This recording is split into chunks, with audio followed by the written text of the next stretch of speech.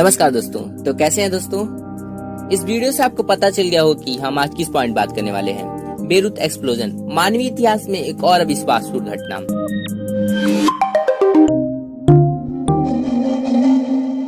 Lebanon, जिसे Republic of Lebanon के नाम से जाना जाता है, के शहर बेरूत में ट्यूसडे 4 अगस्त 2020 को सुबह के वक्त सब कुछ सामान चल रहा था, पर दोपहर के समय अचानक बेरूत के इंडस्ट्रियल एरिया में महज कुछ मिनट के अंतराल में 2 विस्फोट हुए।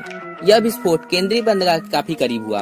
लेबनान की राजधानी बेरूत में इस विस्फोट के फुटेज में शहर के बंदरगाह के पास धुआं उगलते हुए दिखाया गया है। कुछ ही समय के बाद दूसरा शक्तिशाली विस्फोट होता है, जिसमें एक शॉक वेव प्रोड्यूस होती है। धमाके में प्रोड्यूस हुई शॉक वेव की इंटेंसिटी इतनी ज्यादा होती है कि जिससे लगभग 10 किलोमीटर के दायरे में आने वाली सभी मकाने के शीशे टूट जाते हैं। इससे आप समझ सकते हैं कि यह कितना शक्तिशाली था। इस एक्सप्लोजन के बाद सोशल मीडिया पे कॉन्स्पिरेसी थियरी स्प्रेड किया जाने लगा। कुछ लोग यह आर्ग्यू करने लगे कि यह एक प्री प्लान एक्टिविटीज था। तो सेकंड, कुछ लोग इसे न्यूक्लियर बॉम्ब से जोड़ रहे थे। थर्ड, कुछ लोग का यह मानना था कि यह एक बॉम्ब या मिसाइल अटैक था, और उन लोगों द्वारा यह भी कहना था कि यूएस, इजराइल और हिजबुल इसमें लिंक थे। आइए बेसिक से देखते हैं कैसे ये घटना घटी, इसका मेन रीजन क्या था और इस प्रकार के एक्सप्लोजन क्यों होते रहते हैं। इसके लिए हम यहाँ इन सभी पॉइंट्स को देखेंगे। एक्सप्लोजन कितना पावरफुल था, आखिर क्यों इजराइल को एक्सप्लोजन के लिए एक्यूज किया जा रहा है, अमोनियम नाइट्रेट से इतना बड़ा हादसा क्यों हो गया, अमोनियम नाइट्रेट के पास्ट इंसिडेंट्स क्या थे, इंडिया के ammonium nitrate safety rules, conspiracy theories with my opinion, और अंत में इन सभी पॉइंट से क्या निष्कर्ष निकलता है उसको देखेंगे। तो चलिए देखते हैं।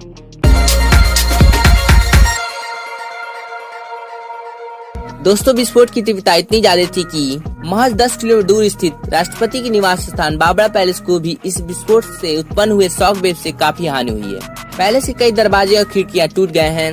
हालांकि पैलेस के अंदर किसी के हाथ होने की खबर नहीं मिली है। इस बीच यूरोपीय भूमध्यसागरीय भूकंपीय केंद्र के द्वारा पता चला कि साइप्रस के पड़ोसी द्वीप में विस्फोट को लगभग 250 किलोमीटर दूर तक महसूस किया गया।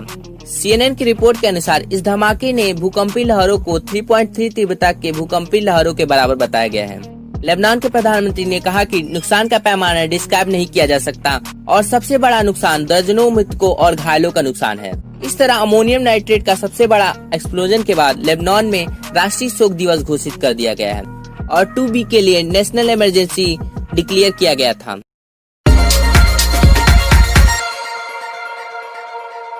इजराइल को लोगों द्वारा एक्यूज करने के पीछे प्रमुख कारण यही है कि इजराइल और लेबनान की डिप्लोमेटिक रिलेशन, मोटे तौर पे देखें तो 1949 से ही दोनों देशों के रिलेशन अच्छे नहीं थे। इन सभी की शुरुआत होती है जब दोनों देशों ने 1940 के दशक में अपनी अपनी देश की स्थापना के बाद उतार चढ़ाव का अनुभव किया। लेबनान ने 1948 में इजराइल के खिलाफ अरब इजराइल युद्ध में औपचारिक हिस्सा लिया था। इस तरह लेबनान पहला अरब लीग राष्ट्र बन गया जिसने 1949 में इजराइल के साथ युद्ध विराम संधि की इच्छा का संकेत दिया था। इसके उपरांत लेबनान ने न ही 1967 में 6 डे वॉर में भाग लिया था और न ही 1973 में योम किप्पुर युद्ध में। 1970 के दशक की शुरुआत तक इजराइल के साथ लेबनान की सीमा इजराइल और अन्य अरब लीग राज्यों में से किसी के बीच सबसे शांत सीमा बन गई थी। 1975 और 1990 के बीच लेबनान सिविल वार चल रहा था। युद्ध के पहले चरण के दौरान इजराइल ने प्रमुख ईसाई लेबनानी मिलिशिया के साथ गठबंधन किया, जिसने 1980 के दशक की शुरुआत में लेबनान सरकार के नेतृत्व किया।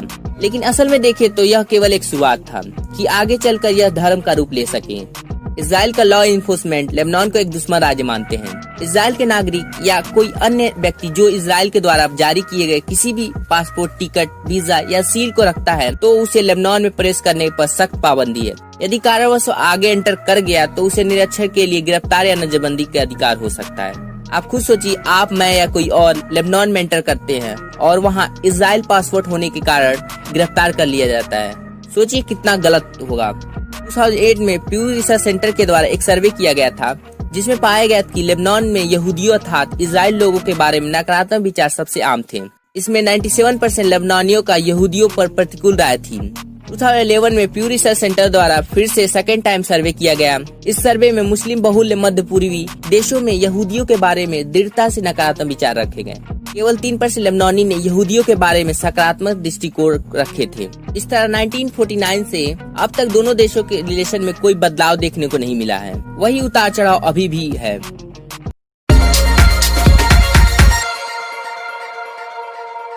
यहाँ पर एक मैसिव क्वेश्चन उठता है कि यह घटना हुई कैसे और इतना बड़ा ब्लास्ट का रूप कैसे ले लिया। इसको समझने के लिए हम इसके शुरुआत में जाते हैं। इसका शुरुआत हुआ था सितंबर 2013 में, जब एक शिप जिसको जॉर्जिया से मौजूद जाना था वह लेबनान के पोर्ट पर टेक्निकल प्रॉब्लम का रिपेयरिंग के लिए रुकना पड़ा।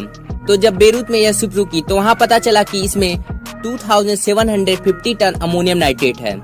तब बेरूत पोर्ट का अथॉरिटी ने यह कहा कि हम इसे शिप्ड नहीं होने देंगे क्योंकि इसमें अमोनियम नाइट्रेट है और आपके पास प्रॉपर पेपर भी नहीं है। इसके बाद जो शिप के ऑनर थे उन्होंने इस पूरे प्रोजेक्ट को खत्म कर दिया और उनका यह कहना था कि हमारा कोई शिप नहीं है और इसे लेबनान रख सकता है और हम कोई क्लेम नहीं करेंगे। इसके बाद लेबनान के सामने प्रॉब्लम यह थी कि ह्यूज अमोनियम नाइट्रेट का क्या करें। इस पर 2015 में लेबनान ने यह डिसाइड किया कि अमोनियम नाइट्रेट को लेबनान के बंदरगाह के पास स्टोर हाउस में रख देते हैं और बाद में देखेंगे इसे फ्यूचर में क्या करना है। देखिए दोस्तों, यहाँ लेबनान ने सबसे बड़ी गलती की। जहाँ पहले से ही ह्यूज पॉपुलेशन है और एक बिजी लोकेशन था, वहाँ अमोनियम नाइट्रेट को रख दिया और बिना किसी सेफ्टी के।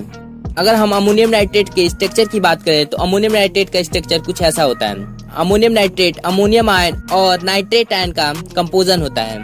अमोनियम नाइट्रेट एक क्रिस्टली व्हाइट सॉलिड होता है। अमोनियम नाइट्रेट एक एंटीबायोटिक और केमिकल इंग्रेडिएंट्स है जो कि कृषि कार्य में फर्टिलाइजर के रूप में उपयोग किया जाता है।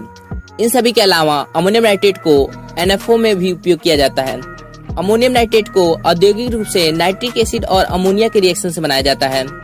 दोस्तों आइए देखते हैं कि एक्सप्लोजन होता कैसे है। प्योर अमोनियम नाइट्रेट सामान्य परिस्थिति में एक्सप्लोजिव नहीं होता है। हाँ, इसमें यदि एक्स्ट्रा फैक्टर्स के प्रेजेंस के कारण एक्सप्लोजिव हो जाता है। The first factor is impurity. अगर इसमें इम्प्योरिटीज होती हैं तो इस कंडीशन में एक्सप्लोजिव हो जाते हैं। The second factor is temperature. इसमें टेम्परेचर का अहम रोल होता है। यह 230 डिग्री सेल्सियस पे विघटित हो जाता है और यह 216 डिग्री सेल्सियस से 300 डिग्री सेल्सियस के बीच विस्फोटक हो जाता है।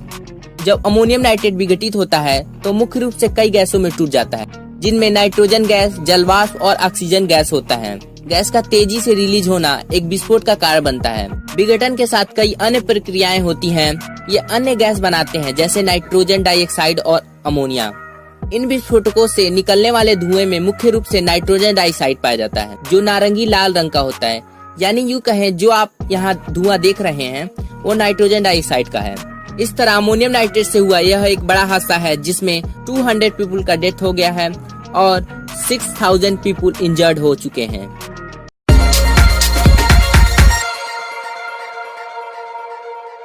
यह इंसिडेंट पहला नहीं, इससे पहले भी कई ऐसे इंसिडेंट हैं जो कि वहाँ सिस्टम का पोल खोलती है।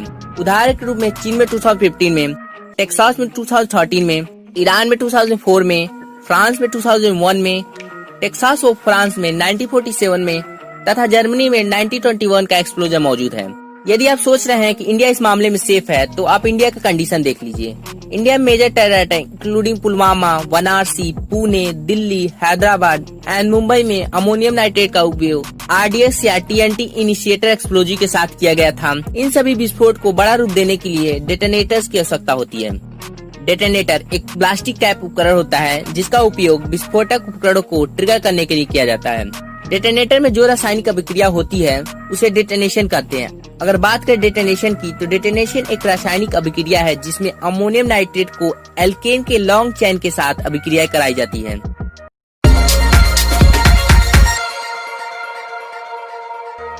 इस प्रकार के ब्लास्ट से बचने के लिए इंडिया ने एक राइट स्टेप लिया है कि अमोनियम नाइट्रेट की बिक्री या उपयोग के लिए construction, conversion, banking, import, export, transport, position को अमोनियम नाइट्रेट रूल 2012 के तहत कवर किया जाता है।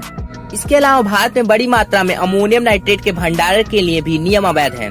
इस तरह industrial development and regulation act 1951 के तहत अमोनियम नाइट्रेट के रख रखाव के लिए इंडस्ट्रियल लाइसेंस कंपल्सरी कर दिया गया है।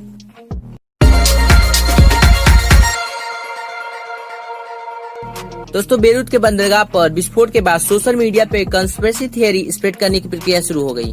फर्स्ट कुछ लोगों ने ऐसी कहानी बनाई इससे फायरवर्क से एटॉमिक बम तक पहुंचा दिया। उन लोगों द्वारा वायरल हो रहे वीडियो से यह आर्ग्यू किया जा रहा था कि पहले छोटा विस्फोट हुआ और शुरुआती आग दिखाई दी, जिसके बाद विस्फोट हुआ, जिसके कारण उन लोगों द्वारा ट्वीट में लिखा गया कि यह फायरवर्क कारखाने में हुआ था। यह बात यही नहीं खत्म होता। कुछ अन्य वायरल हो रहे ट्वीट्स में यह सुझाव दिया गया कि यह घटना परमाणु बम के कारण हुई थी।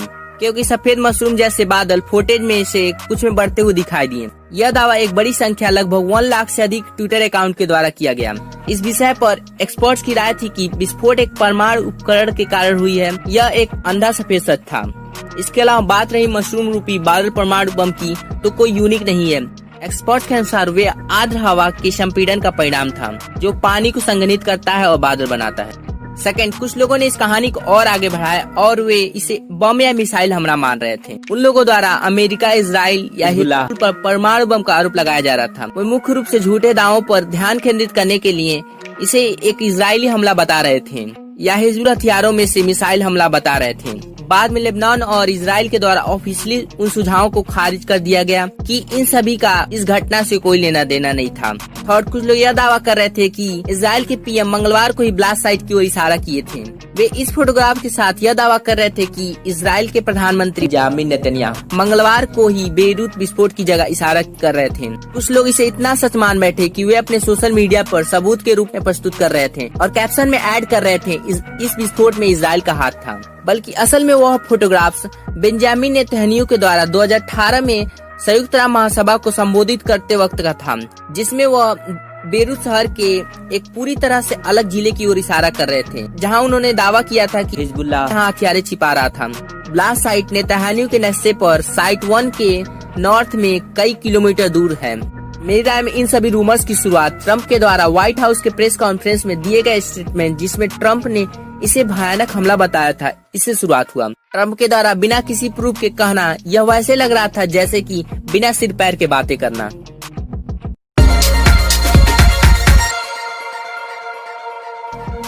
यह घटना सभी कंट्री को यह सीख दे रही है कि लेबनान की तरह कोई भी कंट्री ऐसे अमोनियम नाइट्रेट को स्टोर करता है तो वहाँ भी इस प्रकार का ब्लास्ट हो सकता है।